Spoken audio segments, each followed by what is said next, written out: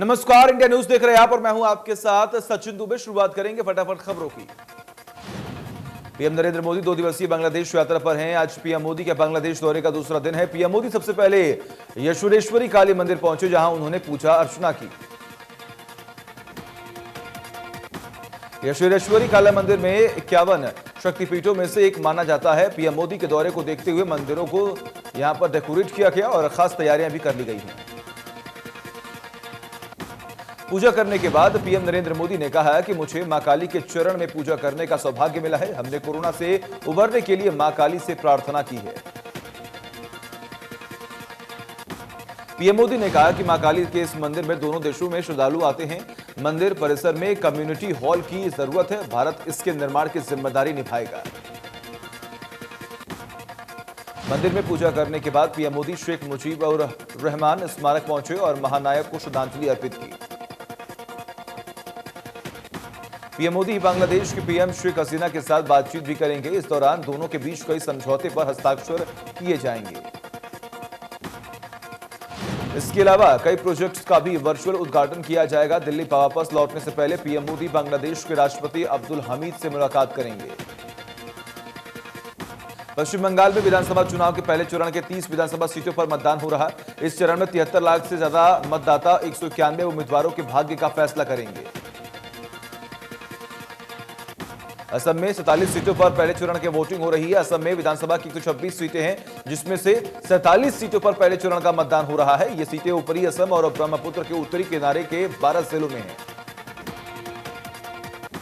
PM Narendra Modi ने tweet कर लोगों से भारी संख्या में मतदान करने की अपील की। पीएम मोदी ने लिखा कि ज्यादा से ज्यादा संख्या में अपने मताधिकार का इस्तेमाल कर रिकॉर्ड बनाएं। टीएमसी ने झारग्राम और पश्चिमी मेदिनीपुर जिले में बीजेपी पर वोटिंग प्रभावित करने का आरोप लगाया। कहा कि चुनाव अधिकारी की बीजेपी कार्यकर्ताओं का सपोर्ट किया है। आरोप है कि झारग्राम के बूथ नंबर 218 पर बीजेपी कार्यकर्ताओं ने ईवीएम खराब कर समस्या खड़ी की है और पश्चिमी मेदिनीपुर के गारबीटा विधानसभा क्षेत्र के बूथ नंबर 167 पर वोटरों को अंदर नहीं जाने दिया गया। नंदीग्राम से बीजेपी के उम्मीदवार शुभेंदु अधिकारी ने चुनाव आयोग को पत्र लिखकर पुलिस अधिकारियों पर टीएमसी कार्यकर्ताओं की मदद करने का आरोप लगाया। आयोग से इन्हें सस्पेंड करने की मांग की। 24 घंटे में 62,000 से अधिक नए केस आए सामने। 292 मरीजों की जान चली गई। 30,000 से अधिक मरीज ठीक भी हुए। अब कुल केस का आंकड़ा 1,19,00,000 के पार हुआ। कोरोना के बढ़ते मामलों को देखते हुए गृह मंत्रालय का राज्य को निर्देश, आने वाले त्योहारों को देखते हुए सभी राज्य कोरोना गाइडलाइंस का सख्ती से पालन कर रहे। गृह मंत्रालय ने सभी राज्यों और केंद्र शासित प्रदेशों को खत लिखकर सतर्क रहने को कहा। लोग भीड़ भाड़ वाले जगहों पर मास्क लगाने और सोशल डिस्टेंसिंग आदि का पालन कर रहे हैं कि नहीं। महाराष्ट्र में कोरोना का कहर नहीं थम रहा। 24 घंटे में 36,000 से ज्यादा नए केस आए सामने। 112 मरीजों की जान चली गई और 17,000 से ज्यादा मरीज रिकवर भी हुए।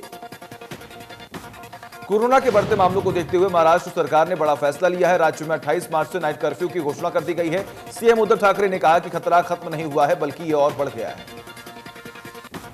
राज्य में रात 8 बजे से सुबह 7 बजे तक कर्फ्यू लागू रहेगा। सीएम उद्धव ने लोगों से कोरोना गाइडलाइंस का सख्ती से पालन करने की अपील की है। उद्धव ठाकरे ने कहा कि लोगों को यह समझने की जरूरत है, अब सख्त कदम उठाना अनिवार्य हो गया है। जिले के डीएम स्थिति के आधार पर लॉकडाउन लगा सकते हैं। दिल्ली में कोरोना के मामले एक बार फिर से बढ़ने लगे हैं। राजधानी में पिछले 24 घंटे में 1,500 से ज्यादा नए मामले आए सामने। 16 दिसंबर के बाद दिल्ली में पहली बार 1,500 से ज्यादा नए केस दर्ज किए गए।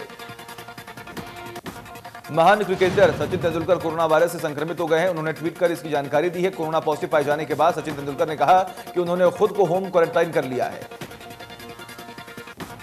कोरोना की आंच से सचिन तेंदुलकर का परिवार सुरक्षित है। सचिन ने कोरोना पॉजिटिव पाए जाने के बाद पूरे परिवार का भी कोरोना टेस्ट कराया, जिनकी रिपोर्ट नेगेटिव आई।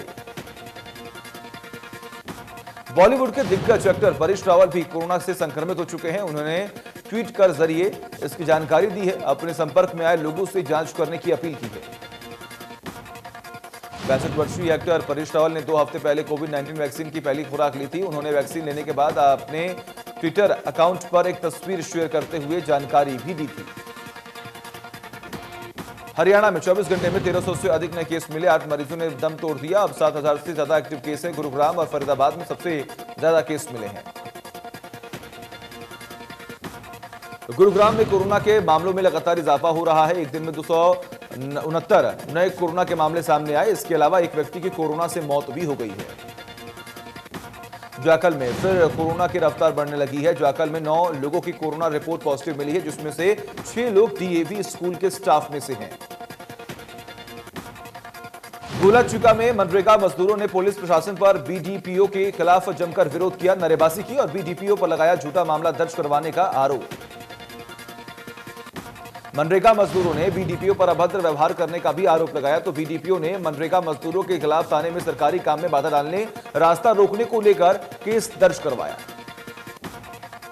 जाखल में नशे के खिलाफ चलाए अभियान में पुलिस को कामयाबी मिली है। बाजीगर बस्ती में गुप्त सूचना के आधार पर छापामार कार्रवाई की गई, तो घर के आंगन में अवैध तरीके से की गई अफीम की खेती मिली है। जाखल पुलिस ने मामला दर्ज कर अफीम पौधों को अपने कब्जे में ले लिया है। आरोपी मौके से भाग जाने से सफल रहे हैं। पुलिस आरोपियों की तलाश में जुटी हुई है। डीएसपी ने बताया कि पुलिस को मामले की गुप्त सूचना मिली थी, जिसके बाद कार्रवाई की गई। पुलिस ने अफीम के 2200 पौधों को अपने कब्जे में लिया है। अफीम के पौधे का वजन 15 किलो 200 ग्राम है। फरीदाबाद में NH-2 के करीब रेलवे फ्लाईओवर पर कार अनियंत्रित होकर हाईवे किनारे जा गिरी, जिसमें 2 लोग फंस गए। मौके पर मौजूद लोगों ने शीशे तोड़कर उन्हें बाहर निकाला और उनके परिजन को मामले की सूचना दी। गनीमत रही कि हादसे में कोई हताहत नहीं हुआ। मामूली चोट के अलावा किसी को कोई भारी नुकसान नहीं हुआ। सूचना मिलने के बाद कार में बैठे लोगों के परिजन मौके पर पहुंचे और उन्हें घर ले गए। राष्ट्रीय पावर लिफ्टिंग में गोल्ड जीतने के बाद भिवानी पहुंचे मंजू रानी का खिलाड़ियों ने भीम स्टेडियम में स्वागत किया। मंजू रानी ने राष्ट्रीय पावर लिफ्टिंग चैंपियनशिप में 63 किलो भार वर्ग में गोल्ड जीता है। अब मंजू कर्नाटक में होने वाली सीनियर नेशनल में गोल्ड जीतने के लिए पसीना बहा रही हैं। खेल प्रेमियों को भरोसा है, इस खिलाड़ी में जबरदस्त पावर है और वह पावर लिफ्टिंग में अंतर्राष्ट्रीय स्तर पर देश का नाम रोशन करेंगी। मंजू रानी भिवानी के गांव बाकड़ा के निवासी हैं। उन्होंने 185 किलो वजन उठाकर रिकॉर्ड बनाया है। पहले 182 किलो का रिकॉर्ड था। मंजू के कोच का कहना है कि मंजू टैलेंट की धनी है।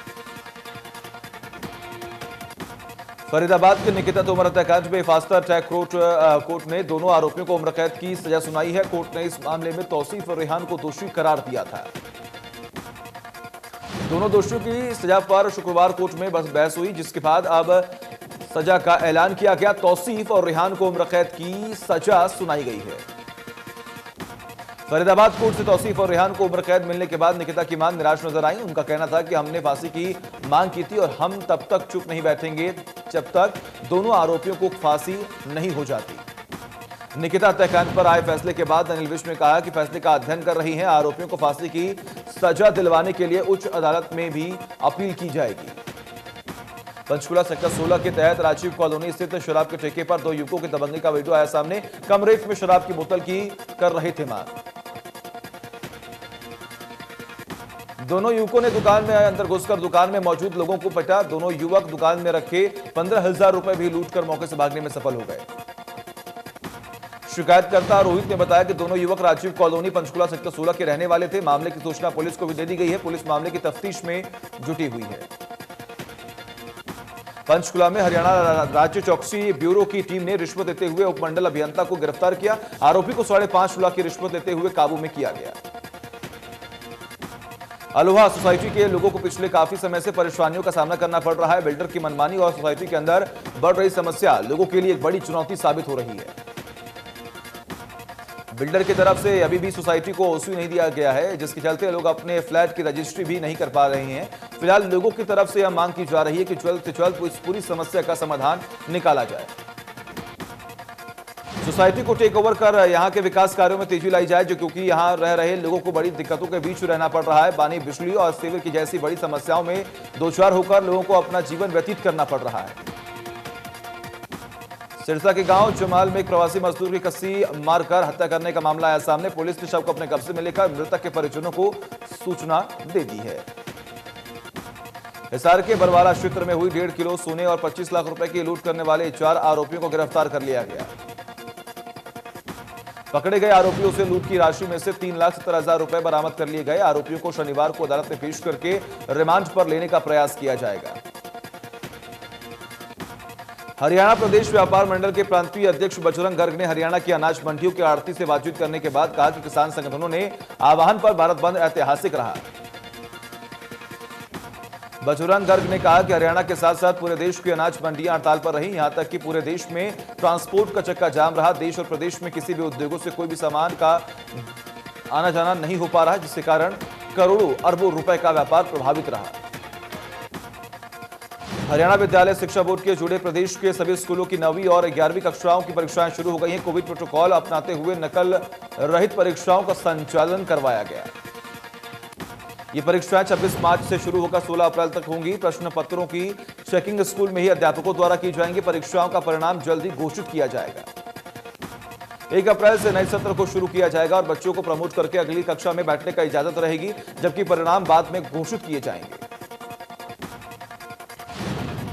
आओ साथ चले संस्था ने अस्पतालों के बाहर मरीजों के सहायकों को खाना खिलाकर जन्मदिन मनाने का अभियान प्रसादम अब लेडी होर्डिंग अस्पताल में भी शुरू कर दिया गया। अस्पताल में मरीजों के साथ आए तीमारदारों को हर दिन गेट के बाहर निःशुल्क भोजन उपलब्ध कराया जाएगा। यह संस्था द्वारा अस्पताल के बाहर चलाया जा रहा तीसरा कार्यक्रम होगा। करनाल के गांव रायपुर जाटान में युवक ने जहर खाकर आत्महत्या कर ली है। युवक का शव लेने के लिए 2 पत्नियां ने जमकर हंगामा काटा। दोनों पक्ष आमने सामने देख पुलिस ने मोर्चा संभाला। एसपी ने मृतक की मां को शव देने के आदेश दिए तो एक महिला ने हंगामा कर दिया। और वहीं करनाल रेलवे स्टेशन पर वंदे भारत एक्सप्रेस कई घंटे रेलवे ट्रैक पर जाम से खड़ी रही। बच्चों, महिलाओं, बुजुर्गों के लिए गुरुद्वारे ने सेवा पहुंचाई, जिसके बाद यात्रियों को थोड़ी सी राहत मिली।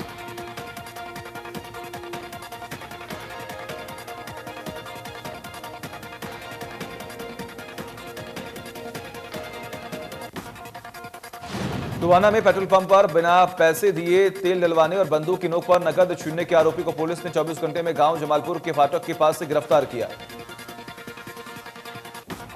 पकड़े गए आरोपी की पहचान पंजाब के लहरा गागा निवासी के तौर पर हुई है। पुलिस ने आरोपी के कब्जे से वारदात में इस्तेमाल हुई गाड़ी, नकदी और बंदूक बरामद की।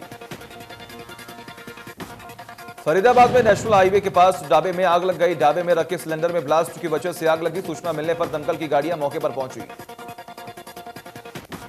रोहतक में चोरों ने पीएनबी बैंक में सीन लगाने की कोशिश की। बैंक में लगी दुकान से दीवार में 2 फीट का होल कर अंदर घुसने की कोशिश की है। बैंक में कितना नुकसान हुआ है, अभी इसके बारे में बैंक अधिकारी कुछ भी बोलने को तैयार नहीं है। हालांकि पड़ोसी ने कहा बैंक में कोई सुरक्षाकर्मी नहीं रहता। फतेहाबाद में किसानों ने शहर भर में जमकर विरोध किया। किसानों ने लालबत्ती चौक पर लगे बीजेपी के पोस्टर को भी फाड़ डाला और आग के हवाले कर दिया। रेवाड़ी में लोग कोरोना नियमों के धज्जियां उड़ाते दिखे। बस स्टैंड पर कर्मचारियों और लोगों ने न तो मास्क लगा रखे थे और न ही सोशल डिस्टेंसिंग का पालन किया जा रहा था। दिव्यांग प्रीमियर लीग में हरेंद्र का चयन होने पर उन्हें सम्मानित किया गया। प्रतला विधायक नयनपाल रावत ने कहा कि क्षेत्र में युवा सरकार की नीतियों का फायदा उठाते हुए देश का नाम रोशन कर रहे हैं। सिरसा के गांव बरोका में मनरेगा के तहत मजदूरी करने वाली महिलाओं ने सहायक सचिव पर धांधली के आरोप लगाए और जांच की मांग को लेकर उपायुक्त को ज्ञापन भी सौंपा। प्रदर्शनकारियों का कहना है कि मनरेगा के गांव में 700 कार्ड बने हैं, जबकि सिर्फ 100 मजदूर काम करते हैं। बाकी लोगों को बिना काम किए पैसे मिल रहे हैं। करनाल में पुलिस इंस्पेक्टर बन लोगों को ठगने वाला शातिर ठग गिरफ्तार कर लिया गया। आरोपी पुलिस की वर्दी पहनकर अपने आप को पुलिस वाला बताकर नौकरी दिलवाने की बात कहता था। जांच अधिकारी का कहना है कि आरोपी लोगों को पुलिस विभाग में नौकरी लगवाने के एवज में पैसों की ठगी कर रहा था। उस पर पहले राजस्थान और हरियाणा में बाकी जिले में ठगी के मामले दर्ज हैं। वल्लभगढ़ में तनख्वाह न मिलने से नाराज नगर निगम कर्मियों ने 2 घंटे की सांकेतिक हड़ताल की। कर्मचारियों का यह कहना है कि होली जैसे त्योहार पर भी उन्हें अभी तक तनख्वाह नहीं मिली। कर्मचारी नेताओं की माने तो फरीदाबाद के तीनों जोन के कर्मचारी हड़ताल पर हैं और आगे का जो फेडरेशन की रणनीति होगी उसी के हिसाब से हड़ताल को आगामी रूप दिया जाएगा। हरियाणा खेल विभाग की कोच कर्मज्योति दलाल ने दम दिलाया। बेंगलोर में आयोजित नेशनल पैरा एथलेटिक्स चैंपियनशिप में गोल्ड जीता और डिस्कस थ्रो में बाजी मारी। सीएम ने ट्वीट कर बधाई दी। केंद्र और हरियाणा सरकार के प्रयास से नाबार्ड योजना के तहत यरनौल और इसके साथ लगते ग्रामीण इलाकों में पीने के पानी की समस्या का समाधान काफी हद तक हो चुका है। मानसून की कमी के चलते गिरते भूजल स्तर पर और नहरों में पानी की कमी किसानों को बेचैन किए हुए है। पानी नहीं होने के कारण किसान खेती से आय नहीं ले पा रहे हैं। यहां तक कि भूमि जलस्तर 1500 फुट से भी नीचे चला गया है। गुरुग्राम में दुर्घटना स्थल पर एम्बुलेंस फास्ट उपलब्ध होगी। 15 मिनट की जगह अब 12 मिनट के अंदर एम्बुलेंस दुर्घटना की जगह पहुंच जाएगी, जिससे पीड़ित व्यक्ति को समय पर उपचार मिल पाएगा। हरियाणा में सभी डिपो होल्डर को गरीबों में बांटने के लिए पौष्टिक चावल मिलेंगे। देश हित में राइस मिलर ने सरकार की इस पहल का स्वागत किया। राइस मिलर्स में ये पौष्टिक चावल जल्द उपलब्ध करवाएंगे।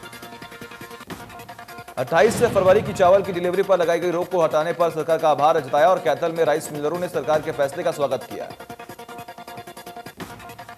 हरियाणा बोर्ड ने 10वीं और 12वीं की डेट शीट जारी कर दी है। 20 अप्रैल से 18 मई तक परीक्षाएं होंगी। 12:30 से 3 बजे तक पेपर का समय रखा गया है। 22 अप्रैल को 10वीं की सोशल साइंस का पेपर, वही 23 अप्रैल को 12वीं का फिजिक्स और इकोनॉमिक्स और 26 अप्रैल को 10वीं का हिंदी का पेपर होगा। 27 अप्रैल को 12वीं का मैथ, 28 अप्रैल को 10वीं का इंग्लिश, 29 अप्रैल को 12वीं का फिजिकल एजुकेशन और 30 अप्रैल को 12वीं का होम साइंस का पेपर होगा। 1 मई को 12वीं का इंग्लिश, 3 मई को 10वीं का मैथ, 5 मई को 12वीं की केमिस्ट्री का है और 7 मई को 10वीं का साइंस का पेपर है। यमुनानगर में नगर निगम की टीम दुकानदारों के मास्क न पहनने पर चालान कर रही है। इसी दौरान एक महिला दुकानदार ने इसका विरोध किया। उसके बाद बाकी दुकानदारों ने भी निगम के खिलाफ नारेबाजी शुरू कर दी। महिला दुकानदार और अन्य दुकानदारों का आरोप है कि निगम कर्मचारी लगातार उस छोटी सी मार्केट में रोज आकर चालान कर रही हैं। महिला का कहना था कि उसकी माता वेंटिलेटर पर हैं, जो खुद बीमार हैं, इसलिए उन्होंने अपना मास्क उतारा था। यमुनानगर के प्रेम नगर निवासी 3 वर्षीय वैद्य रामलाल पिछले 90 साल से आयुर्वेदिक चिकित्सा पद्धति से लोगों की सेवा कर रही हैं। 1997 से हिंदी भाषा की रक्षा के लिए चलाए गए हिंदी रक्षा आंदोलन में भी उन्होंने सक्रिय भूमिका अदा की है। हिंदी भाषा के लिए उनके इस योगदान को देखते हुए मुख्यमंत्री मनोहर लाल के फैसले के तहत राज्य सरकार उन्हें सूचना जनसंपर्क और भाषा विभाग के जरिए 10,000 रुपए मासिक पेंशन दे रही है। शहरी निकाय चुनाव की प्रक्रिया शुरू हो गई है। इस बार सुहाना नगर परिषद के आम चुनाव अब विधानसभा मतदाता सूची से कराए जाएंगे, जबकि इससे पहले नगर परिषद की अलग मतदाता सूची होती थी। सरकार के नियमों में बदलाव कर दिया गया ताकि कोई बोगस मत दर्ज न कर सके। वही परिषद विभाग ने सभी बूथ लेवल ऑफिसर को वेरिफिकेशन करने के लिए सूचियां वितरित कर दी हैं। गुरुग्राम जिले में 1 अप्रैल से बड़ी बड़ी कंपनियों में कोविड वैक्सीनेशन के लिए कैंप लगाए जाएंगे। उपायुक्त डॉक्टर यश गर्ग की अध्यक्षता में यह निर्णय लिया गया है। गुरुग्राम के कादेपुर में लगातार लोगों का आक्रोश बढ़ता दिखाई दे रहा है। टूटे रोड और सीवर लाइन की समस्या का नहीं हुआ कोई भी समाधान। पंजाब की रोपड़ जेल में बंद बाहुबली विधायक मुख्तार अंसारी को 2 हफ्ते में उत्तर प्रदेश की जेल में शिफ्ट किया जाएगा और मुख्तार अंसारी के मुकदमे और उसकी कस्टडी ट्रांसफर की याचिका पर सुप्रीम कोर्ट ने फैसला भी सुना दिया है। पंजाब सरकार की दलीलों से कोर्ट संतुष्ट नहीं था। पंजाब सरकार को झटका देते हुए कोर्ट ने मुख्तार को शिफ्ट करने का आदेश दिया। सुप्रीम कोर्ट ने कहा 2 हफ्ते के अंदर मुख्तार को उत्तर प्रदेश शिफ्ट किया जाए। पिछले कई साल में मुख्तार अंसारी को उत्तर प्रदेश की जेल में शिफ्ट किए जाने की कवायद चल रही थी, लेकिन पंजाब का रोपड़ जेल प्रशासन बार बार अड़ंगा लगा दे रहा था। जेल प्रशासन मुख्तार की खराब सेहत का हवाला देता हुआ इस मामले में यूपी सरकार सुप्रीम कोर्ट पहुंच गई थी। महाराष्ट्र के पुणे में कैंप एरिया की फैशन स्ट्रीट में आग लगने से छोटी बड़ी लगभग 448 दुकानें जलकर राख हो गई। मुख्य फायर टेंडर अधिकारी ने बताया कि आग पर काबू पाने के लिए दमकल की 16 गाड़ियां और 50 फाइटर जवान और 10 अधिकारी भेजे गए। बड़ी मुश्किल से आग पर काबू पाया जा सका। फैशन स्ट्रीट में कपड़े, जूते, चश्मे और बाकी सामान बेचने वाले छोटी दुकानें लगती हैं। अधिकारी ने कहा कि सड़क पर भारी भीड़ के चलते दमकल विभाग को मौके पर पहुंचने में काफी मशक्कत करनी पड़ती है।